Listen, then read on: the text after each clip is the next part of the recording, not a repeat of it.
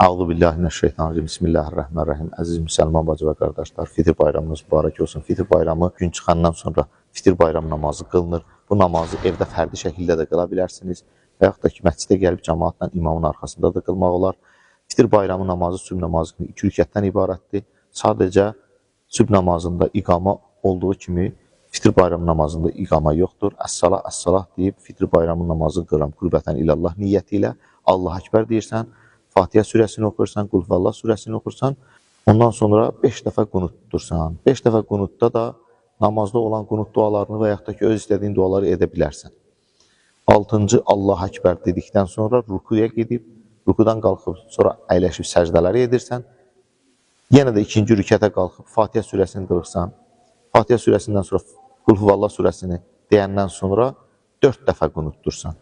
Bu 4 dəfə qunutun da 5 dənə Allah Əkbəri var. 5-ci Allah Əkbəri deyəndən sonra yenə rukuya gedib, rukudan qalxıb səcdələri edirsən. Subhanallah, Subhanallah, Subhanallah. Namazın təşəhhüdü, salamı verirsən, namaz bitir. Allah qəbul eləsin.